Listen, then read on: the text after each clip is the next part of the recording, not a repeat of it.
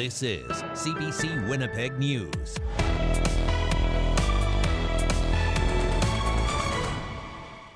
Good evening. Thank you for joining us. It is very possible no meeting of the Brandon School Division has ever received this much attention. So many people are interested in the possibility of certain books, many of them dealing with issues of sexuality and gender identity, being banned from school libraries, that the division had to move tonight's meeting to the high school gym. Cameron McLean joins us now live from outside that school, Vincent Massey High School in Brandon. So what's happening inside, Cameron? Well, Janet, the doors here at Vincent Massey High School just opened, so people are starting to file into the gymnasium, but we're already seeing some people gathering outside, some people wearing pride shirts or carrying pride flags to show their support for the LGBTQ community. There's 31 people registered to speak as delegations tonight, and as you mentioned, they had to move the venue because of the number of people who are interested in attending tonight. Now remind us how we got here. What led to all this? Well, this all started with a delegation at the school division's meeting on May 8th, led by Lorraine Hackenschmidt, a former school trustee and grandmother. She raised concerns about certain books that she said were inappropriate, and she wants the division to set up a committee to review the content of the books and remove those that are deemed inappropriate. She also called for several specific titles, including this one called It's Perfectly Normal, to be removed from school libraries. She also raised concerns about books by and about transgender people being available to young children. And at least one school trustee praised Hackenschmidt for having the courage to speak out and encouraged more people to come and speak at tonight's meeting. And what's the response been like, Cameron? The division has been inundated with calls and emails in response, and overwhelmingly the response has been in opposition to the proposed ban. As of noon on Friday, the division had received nearly 300 emails and letters, and of those, 6 were in support of the proposed ban. Ali Wowchuk of Brandon Pride says it's been heartening to see so many people come together against the proposed ban. It's just been from all points of Westman and beyond that we've seen such encouragement and, love, really. Now the meeting is set to get underway in less than an hour at 7 p.m. Back to you, Janet. Thank you so much. Our website and 11 o'clock newscast will have all the developments for you. CBC's Cameron McLean reporting live tonight from Brandon. To Winnipeg now, where there's a new plan to crack down on vacant buildings. Winnipeg's mayor unveiled proposed new measures alongside 3 city councillors today. As CBC's Josh Crabb reports, the goal is to increase security and speed up the demolition process. Flames and heavy smoke shot from this boarded-up 2-story home on William Avenue Tuesday just after midnight. It's not the first, and neighbor Larry Holliak worries it won't be the last fire in the empty house. And I looked, and I said, okay, it's the same house. And I think it's about the 3rd time they're out here. The number of vacant properties like this one has grown across the city, from 471 in 2018 to 685 at the end of 2022. They're seen as both a safety and fire risk. It's a problem Mayor Scott Gillingham and 3 city councillors are hoping to crack down on. We want the number of vacant and derelict buildings in the city to be reduced drastically. We want properties to be redeveloped. We want housing where there's not currently housing. We want neighborhood blight to be eliminated. Proposed new measures go next week to the Property and Development Committee. Community Services Chair John Orlico says they include requiring owners of vacant buildings to use stronger materials to board up buildings, install fencing and cameras. Really much more secured building, so it's almost impossible to break into. The plan also suggests speeding up the demolition process when there's no building permit in place. Approval for tearing it down could be given by the Director of Property Planning and Development with no public hearing. Councillor Sherry Rowland says there would still be an opportunity to appeal a decision. These are options to streamline and really shorten the time frame between the initial application for demo and the permitted demo.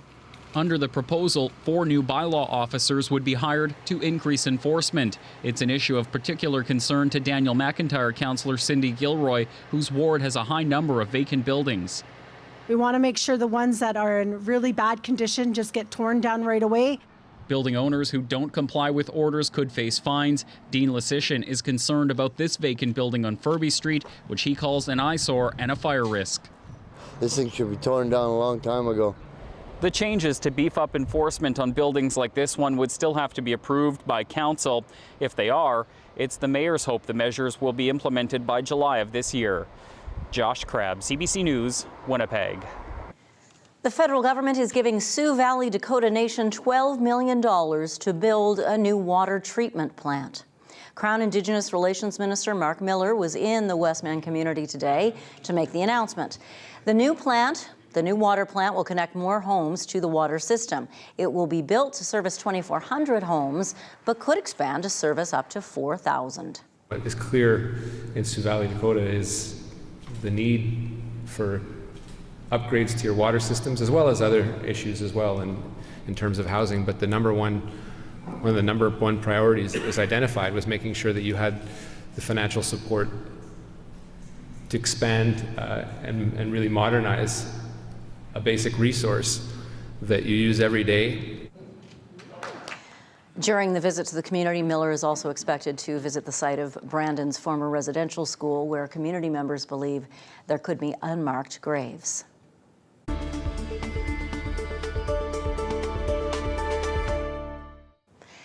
As we enter Pride Season 2023, it seems the Premier is trying to heal relationships with Pride organizers. They said last year the Premier had violated their rules by speaking before the Pride Parade, but not actually walking in it. Organizers banned her from all future events. But today, Heather Stephenson stood side by side with the same organization which banned her. The CBC's Ian Fraze joins us now live from the newsroom with this story and more. First, Ian, will the Premier be invited to speak at the Pride Parade, which I guess is coming up in under 2 weeks now? Janet, she won't be. This ban will continue for this year. So it means that this year she cannot speak, meaning she won't be able to make a speech, but she can walk. And the Premier says she's happy to finally be able to walk at a Pride Parade. She has not done that yet. Stephenson said what happened last year was a scheduling mix-up, and they're patching things up. Was obviously a very challenging time, and I did apologize to the community. It was wrong, and we recognize that. I've been working very closely, with the community since then to make sure that that we get things back on track. So she is walking this year. Minister Squires is speaking, and that sign of walking and showing solidarity is a step forward. Also today, the government announced new money to support the LGBTQ community. That includes nearly $500,000 to cut the wait list for gender-affirming care. Ashley Smith at the Rainbow Resource Center says the backlog for some of that care is 5 years. It can mean even just having a conversation. It can mean hormone treatments. It can mean accessing the psychologist to get the signature to get the surgeries. And then there's the wait time for the surgeries, of course, as well, depending on the surgeries, of course. Now, over the long weekend, Ian, the boss of Manitoba Public Insurance, lost his job. What led to that ouster? Kelvin Gertson, the minister responsible for MPI, says it came down to an internal review that looked into the CEO, Eric Herbelin's conduct and performance. The board of MPI, they got that review, and it told them enough that they felt it was necessary to let him go. Under Herbelin's watch, the price of IT overhaul soared $200 million over budgets. There were plans for steep hiring increases, and more recently, news of Herbelin getting bonuses and more time away from the office. Marnie Katcher is taking over MPI on an interim basis. The search for his replacement is ongoing. Janet. Thank you so much. That's CBC's Ian Fraze reporting live from the newsroom tonight. During the height of the COVID-19 pandemic, a Manitoba chiropractor posted an article on social media about vaccines. She did so on her personal Facebook page. That post started an 18-month ordeal that ended in a public inquiry. The I-Team's Caroline Bargout has the details. In May 2021, Selkirk-based chiropractor Carolyn Weiss posted a New York Times article on her personal Facebook page. It was called Underselling the Vaccine, and it talked about how experts were being overly cautious when reporting their success rate.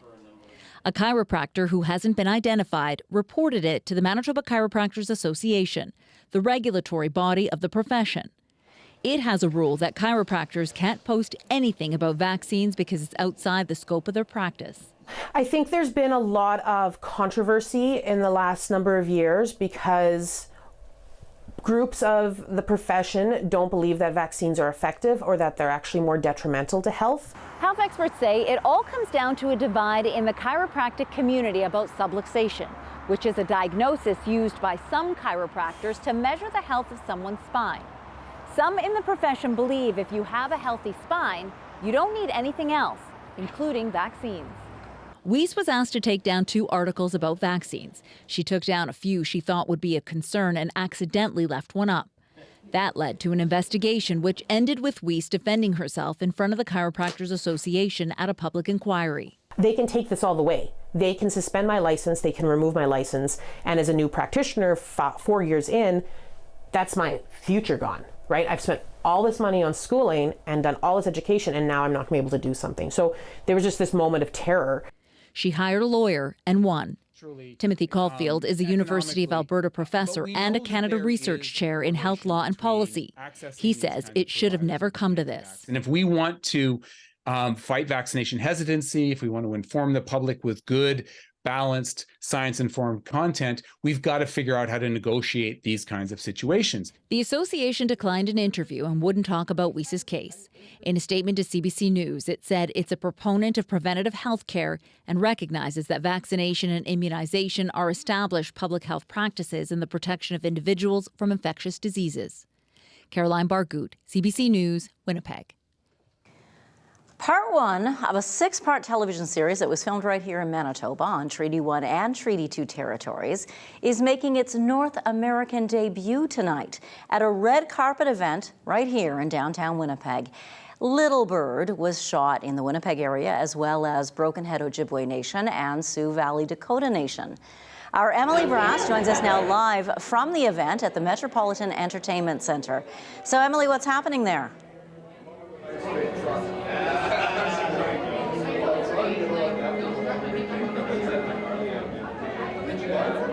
Janet, we're in the theater right now where Little Bird is set to premiere in less than an hour, and the excitement's starting to build. The doors just opened. People are finding their ways to their seats, and actors and producers are in town for the event. People who work on both sides of the camera, all very excited to see the first episode tonight. And the lead character is played by Darla Contois. She's a Cree Saulteaux actor and writer from Mississippiwastic Cree Nation here in Manitoba. And Little Bird tells the story of a young Indigenous woman who was adopted during the 60s scoop and was raised by a Jewish family in Montreal. And now that she's in her 20s, she heads out to the prairies to try to find her First Nations birth family. And one of the creators of Little Bird is the multi-talented Jennifer Podemski.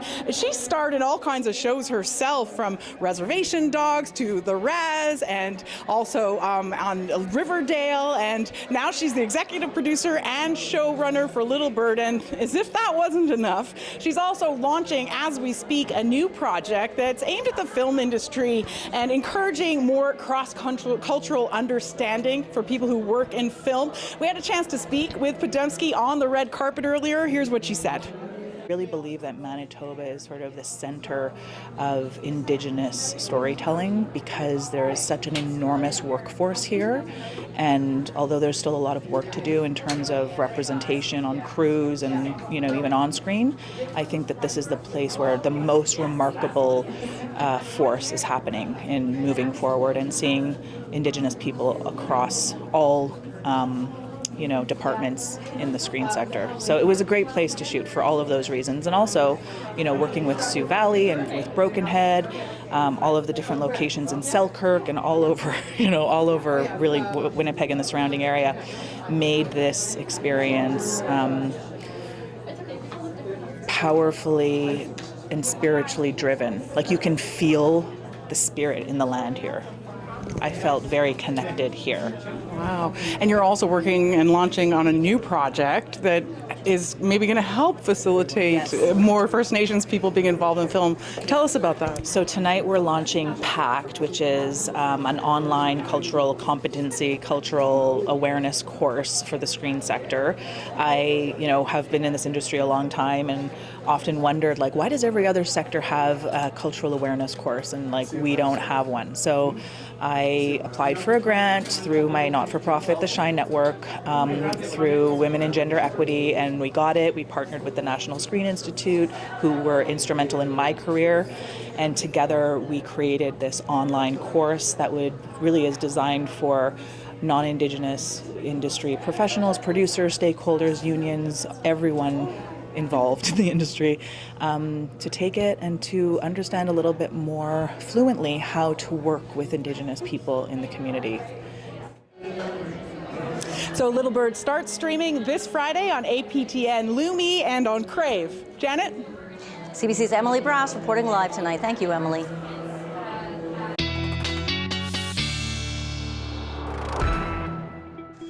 Meteorologist John Sauder joins us now.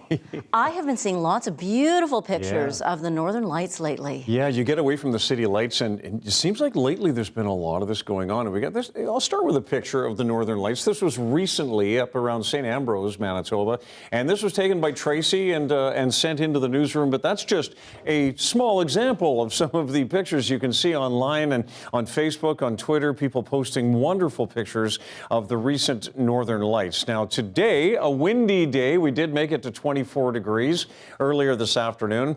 Temperature has been kind of sliding through the day a little bit, but one thing that has been consistent is the gusty wind out of the northeast, 37 to 46 right now. I've seen some of these gusts up around 56 to 60 kilometers per hour, and our pressure is rising. We have seen a few showers across the central part of the province, Swan River over into right around the Gimli area, where we've got some showers in the area right now and out over the lakes. But here in Winnipeg, it's just kind of it's clearer, but it's hazy. It's not that clear blue sky, is it? The haze is the fire smoke from the western prairies, and it's really aloft. We're not smelling it too much, but it is giving us that hazy condition and some pretty cool sunsets lately, and I'll talk more about that in my next weather segment. But as we head into the night tonight, we are partly cloudy in the morning, and I think here in the south things will clear up a little bit in the afternoon, a bit of a brighter day. Across the north, this graphic looks kind of cloudy, and I think it's more of a sun-cloud mix, really, across the north on Wednesday afternoon. Watching a system to our west and north as we head into Thursday and Friday. Now, we will see some showers across the north on Thursday morning, some sunshine here in the south. And then as we get into Thursday afternoon, that just kind of slumps to the south, and you see this developing system that kind of gets deflected to the north by some stronger high pressure in southern Manitoba as we get into Thursday night and Friday, although I do have some showers in my forecast for Friday night and for the weekend. I talked about the wind. It'll be windy again tomorrow, and that's another one of the consistent things about the weather pattern this week. I think every day across the south, Tuesday, Wednesday, Thursday, Friday, we'll have winds gusting to at least 50 or 60 kilometers per hour. We're southeast 30 to 50 right away in the morning, and then on into the afternoon, at least that strong. A seasonally normal high of 21, and then the heat arrives. 29 degrees on Thursday in the sunshine. We're looking at 30 degrees on Friday and a 28 on Saturday. But as we get the heat, we get we get less stability heading on into the weekend. Possibility for some showers and for some storms. So, Janet, that's something I'll be watching. Mostly the timing of those systems as we get into the Friday night time period. Such an important time period, John, heading into another weekend. Thank you so much. You bet. A sport steeped in tradition helped close out this year's edition of Manitoba, the annual celebration of Indigenous art, music, and culture. The Indian horse relay yesterday at Assiniboia Downs was a real crowd pleaser. Competitors ride bareback on thoroughbred horses around the track, but there's a twist. They have to switch horses each time they complete a lap. Really gets the adrenaline going for both the fans and the riders.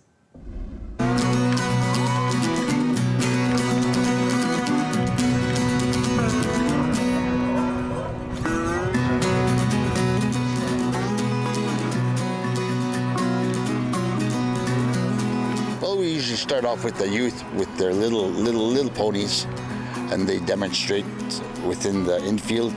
They don't go around the track. Then there's one rider. The horses are bareback, no saddle, nothing, just the bridle. Exchanges is where it counts, and that's where horses can buck and kick, rear up. I've been doing it for quite a few years. I started when I was 11, and then I officially got on a team when I was 12. Mostly getting a lot of friends and family together to have a good time and have a race out there, have a little competition. It's great. We all over Canada, we're traveling everywhere. Your blood's rushing. I don't know, it just goes blank for me. Just me and the horse, and you hear the thunder of the feet coming in, you hear the crowd screaming. That's the only time you hear them. Well, we start off 3 horses. You get on the first horse. We got Dolly. She's a little crazy at first, so I talk to our horses a lot. So I always build a bond. And then all the way around the racetrack, I'm talking to them, letting them know what box we are, letting them know who's next, and letting them know who's coming up behind us and all that. I love horses, love being around horses always since I was little, and all the new people you get to meet and all the beautiful places you get to come. Like, this is my first time here, and it's gorgeous here. I guess the excitement of the horses of the way back time, of how the Indians how the natives used to ride the horses, right? It was all bareback. It's amazing that they can do that, right? And for especially our younger generation to see that, right? It's the fastest growing sport in Canada and the U.S. It's been in the U.S. for a long time, but it's about having fun and, respecting the equine, and they've always been a part of our lives from way back.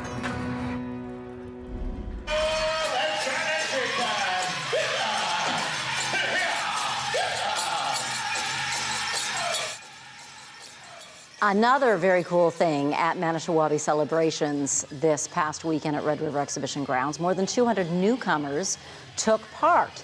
In a partnership with refugee agencies, 240 newcomers were able to take in the powwow, some of them experiencing this for the very first time. There were also workshops held to explain the powwow dances and the regalia, the outfits, to the newcomers. A great chance to learn about Indigenous culture and history, as well as find common ground with immigrants from across the countries around the globe. Stay with us. Your national headlines are coming up after the break. You're watching CBC Winnipeg News.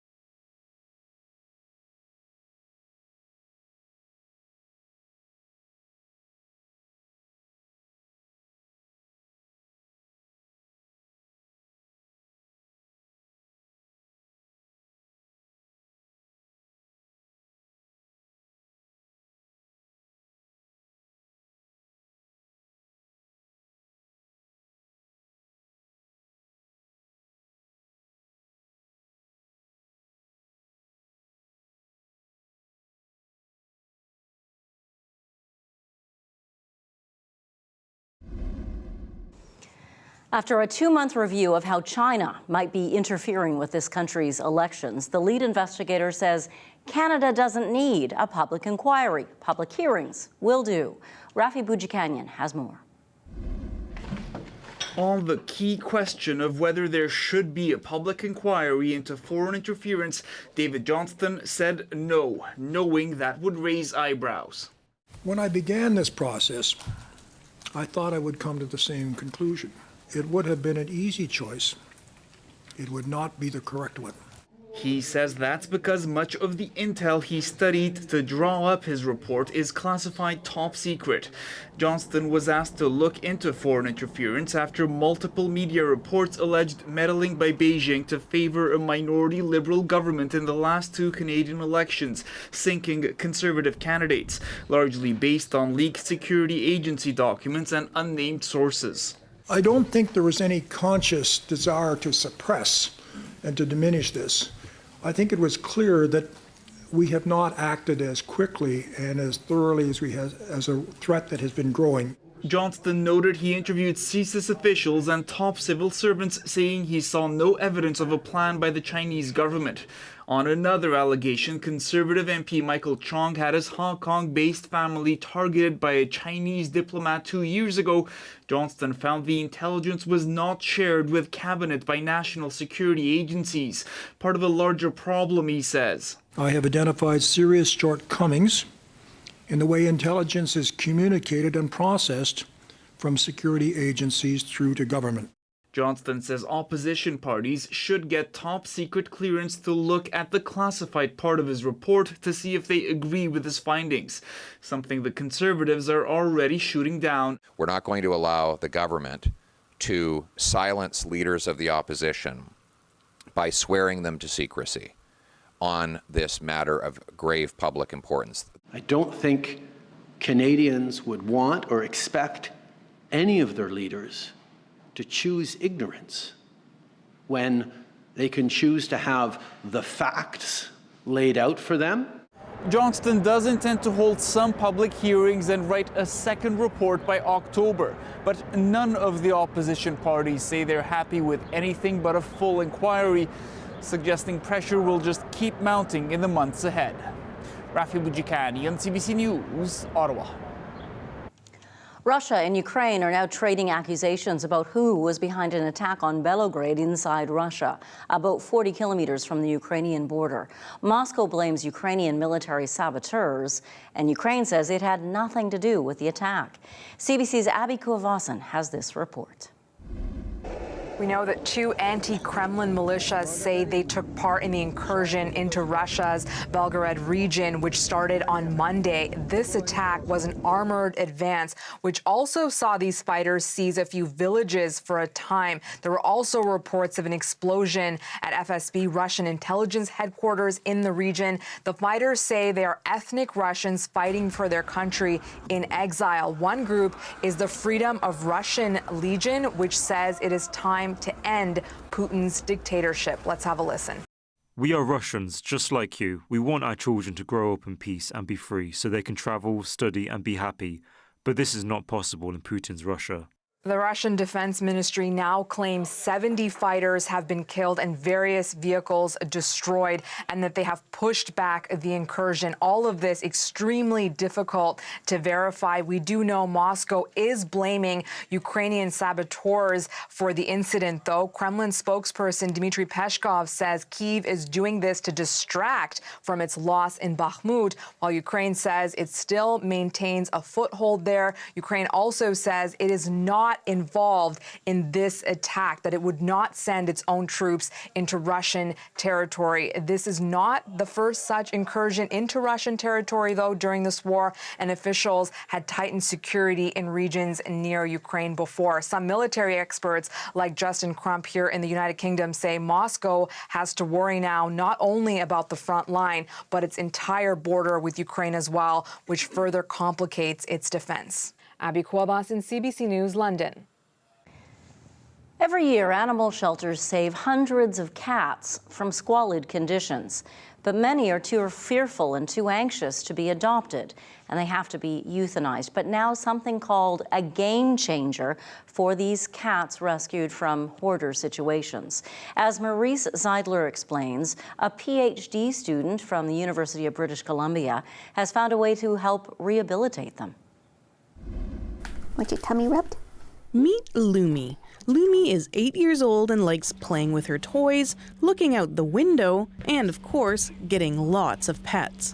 She was really sweet. The minute I got her in here, she's sort of been very curious from day one. After a day and she started grooming and cleaning herself, I knew that she felt like she was at home. But Lumi wasn't always so lucky. 2 years ago, she was rescued from a hoarding environment along with more than 30 other cats. But with a bit of help from a UBC researcher, Lumi found her way to a new home.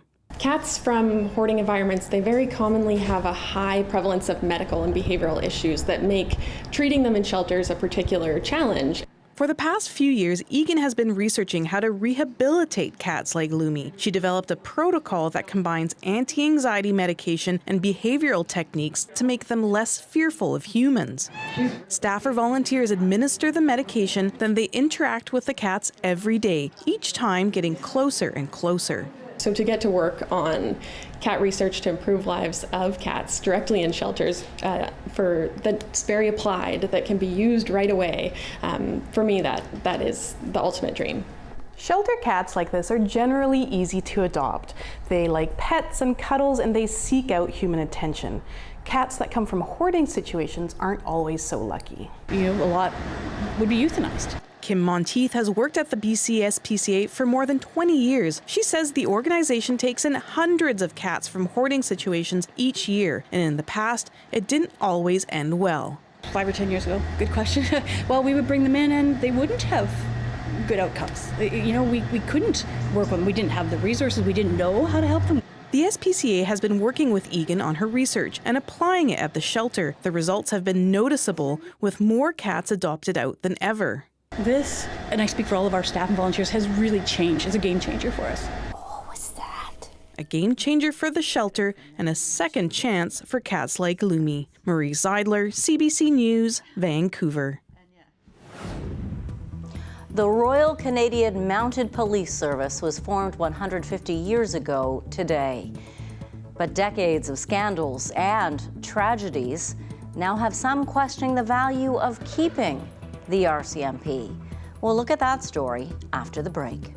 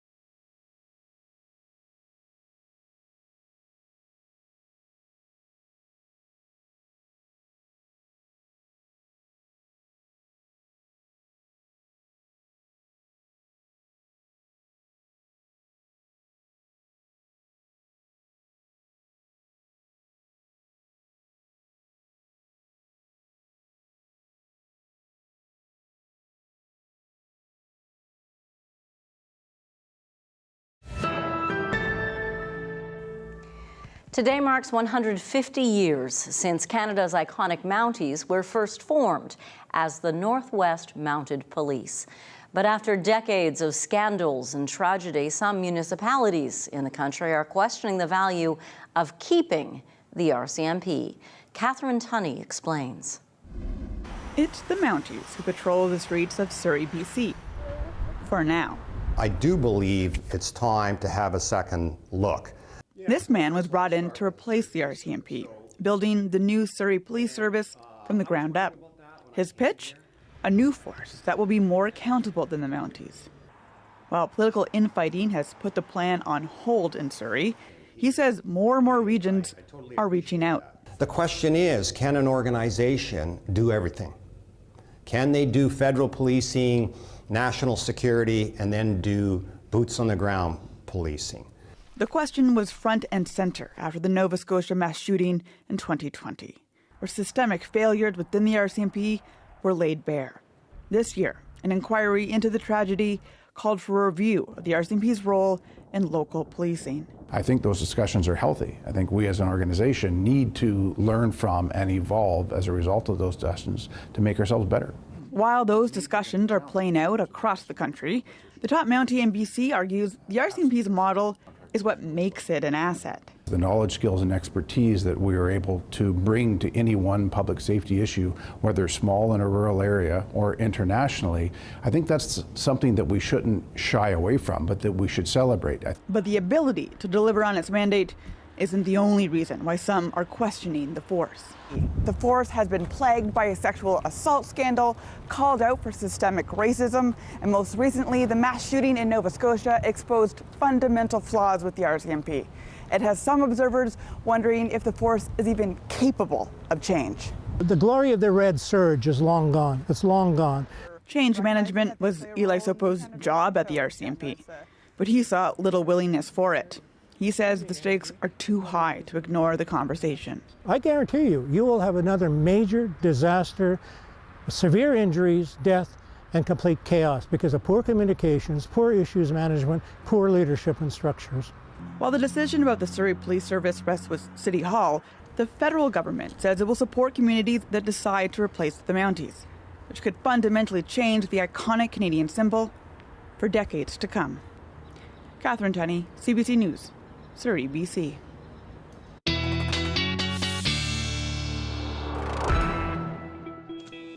It's time to check in once again with meteorologist John Sauder. Earlier in the program, we were talking about all the beautiful aurora borealis we've been seeing lately, those gorgeous northern lights popping up. We've also been seeing some really colorful sunsets. Yeah, really red. And yesterday it was not just red, but it was like just a ball, like a disc only. Well, there was a little bit of science around that, and I want to show you that right now. Red sunsets and why they happen. Well, when we're at noon each day, our sunset well, the sun's rays are traveling through less of the atmosphere than they are when the sun gets really low on the horizon. So sunlight has to travel further through the atmosphere to kind of make it to our eyes. Well, the blue and the violet have shorter wavelengths in that light spectrum. So those are the most likely colors in the light spectrum to get scattered or filtered out by the dust and the water vapor and all the stuff that's in the air. And lately, it's all of that smoke and dust and ash that is due to the fires. Whereas as the distance increases and the sun gets lower, most of the light that's left unscattered is the red and the orange. So it's kind of like all of that light gets filtered out, but the red is left behind as the sun sets, and that's why it gets redder and redder or orange as it reaches the horizon, and we'll probably see a little bit of that tonight as well. 20 degrees right now in Winnipeg, and downtown we're sitting at 21, 19 in Eli. Cooler up near the lake, Selkirk at 13 right now. As we look back toward Brandon, 18 degrees at the moment, but 26 around Morden and Winkler, just 7 in Swan River, and just mid-teens or so out around Kenora and Red Lake. It was cooler in northwestern Ontario this weekend than it was here in southern Manitoba. And these are the current numbers across the north as we speak. We've got this cloud across the central part of Manitoba, and that's partly affecting the temperature, the daytime highs. Tonight, under some cloud cover in northwestern Ontario, we could still see a few showers around Kenora, around Fort Francis. Lows by tomorrow morning anywhere between 4 and 8. Here, I'm expecting a partly cloudy sky in the southeast, a low of 10 in Winnipeg, 11 in Steinbach, 13 in Emerson, and then out to the west, still windy through the night in Brandon with a low of 10. And we could see a couple of showers and 7 degrees up around Swan River. Those would be showers through the evening and then letting up as we head into tomorrow morning. The lows across the north are getting cool, just 1 in Thompson, and we've got 4 in Norway House, 2 in Churchill, and then tomorrow generally a sun-cloud mix, but rain begins about noon around Lynn Lake, and you'll start to see some rain through the late afternoon as well, but a nice 17 in Churchill with a sun-cloud mix. Across the south, we're going to see some gusty winds as well. Temps anywhere from 21 to 24 in the southwest. Here in Winnipeg, tomorrow 21, 19 out to the east of us. That includes the Whiteshell area and Sprague, and some 18s and 19s as well for northwestern Ontario tomorrow. Thank you, John. You bet.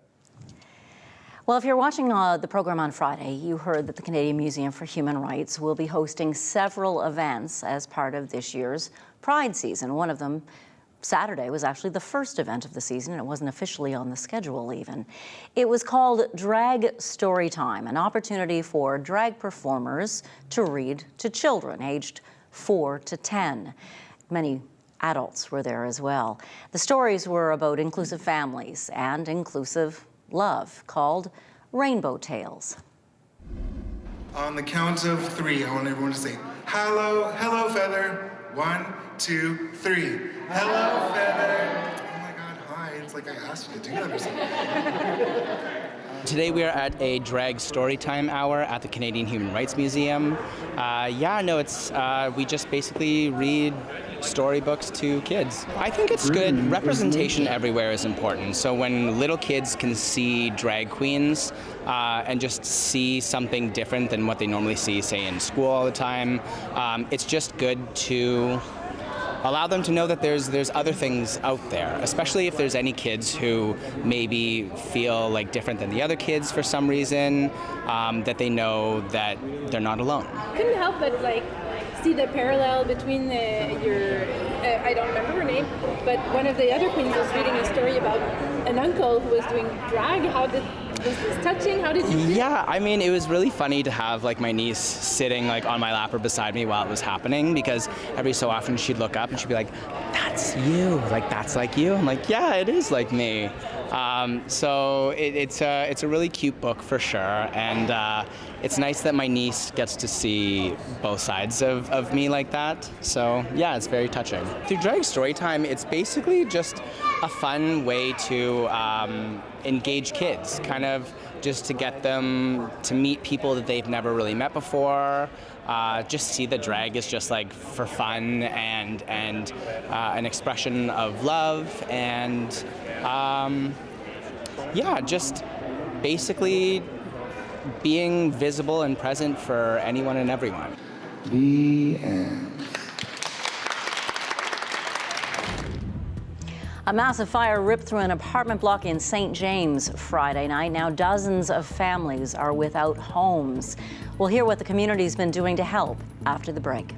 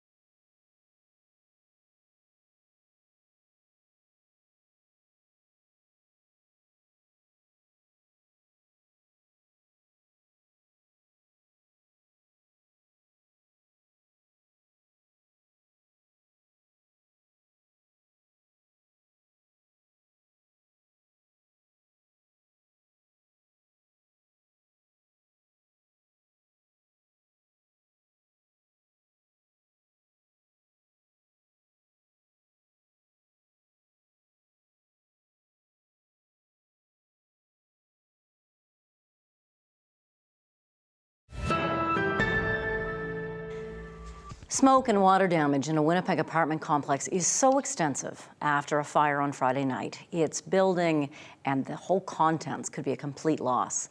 The fire broke out Friday evening at Quail Ridge apartment homes in St. James. The cause is still under investigation. Everyone who lived there made it out safely, that's great, but many didn't have tenant insurance. People who live there are still coming to terms with losing everything. Still really is not setting in completely. We lost both my parents in the last number of years, so I had my belongings, my son's belongings, and all of my parents' belongings up there. So I watched everything, my entire history, go up in smoke. Watching everybody frantically running around and stuff and crying, it was sad. And I live at the corner lot right here, and it was like you could feel the heat just across the street. I think everyone's just lost their words right now. No one has any feelings or words to describe anything. From what I heard, a lot of people didn't have apartment insurance, so I don't know. It's really sad how, what's going to happen with the people here, and hopefully they get some sort of help and stuff. Many schools and businesses are helping. They're accepting donations of clothing and household items, trying to help the people who lived in that building get back on their feet. Diana Hildebrand has been collecting donations to help the roughly 180 people displaced by the fire. Thank you for joining us. Thank you. How would you describe the way the community's reacted to the fire? The community has been wonderful. They have really, really stepped up. There has been so many donations that we're full, and a couple of the other places that we're taking donations are full. It's been amazing. I said to some of the volunteers today, I said, I feel like the Grinch. My heart is just getting bigger and bigger and bigger and bigger. Well, I don't think you were ever a Grinch because it was your idea to start collecting. But you do live in one of the complexes that's part of this. You know, there are 4 buildings, right? Yes. And yours yes. is one of the part of the complex. So you watched this fire as it burned. What was that like? It devastating, just heartbreaking to see all of the people. And you know, you just never know. It could be you. You just got to, pick up and help who you can. And it's just, I have no words. Have you talked to any of the people impacted directly? I have. We've had a lot of people come in and pick up. They are still in shock, and I imagine they will be for a while. They are now looking for a lot of personal items, baby items and stuff like that.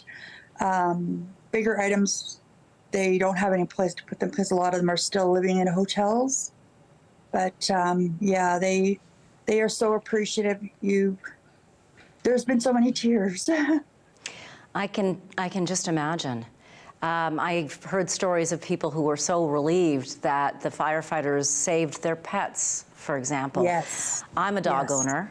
I know you are because you're petting somebody who's sitting right beside you now. I mean, that has to touch you.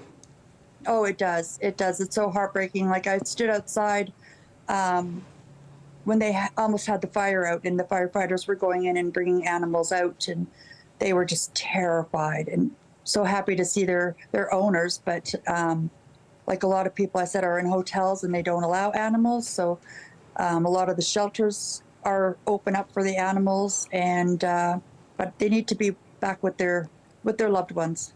Absolutely. You mentioned that places that have been taking donations have been getting lots of stuff. What is still needed, and where do you think people can take that stuff? Like from us, we need food items, non-perishable food items. Baby items are a big thing, diapers, baby lotions and stuff like that, soothers. We need a lot of personal items, toiletry items, cleaning items, stuff like that, laundry, soap. Pretty much if you go through your day and realize how much things you actually use, they need all of that. And that's not even the personal stuff like the photographs that sadly are gone. That hopefully they can, get some things back, but with the water damage, I don't know what is going to be savable. They need phone cords, the cubes. They lost everything. And where do you think people should take these items if they have them or they want to help? Those items we will take here at 180 Quail Ridge. I believe that Dreamland Diner on Portage Avenue is taking monetary donations, and I'm not quite sure about the community center. I know that they put a hold on things right now till they can get more stuff sorted out because they're so overwhelmed. Diana Hildebrand, thank you so much for what you're doing to help your neighbors and for taking the time to chat with us. Thank you. Thank you. John's 7-day forecast and your daily lift are still to come. You're watching CBC Winnipeg News.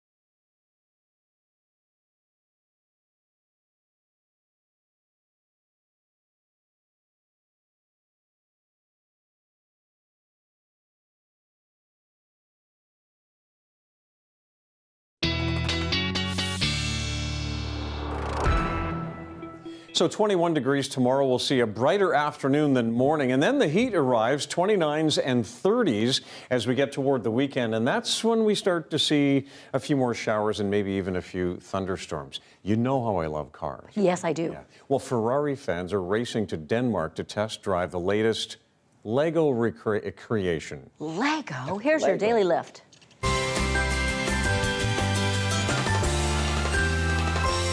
It's absolutely incredible. Fans fell in love with this sporty model. So did John. He's sitting beside me now. I can tell. Wow. The wheels are real. The rest made of Lego blocks. Took designers a year to build it.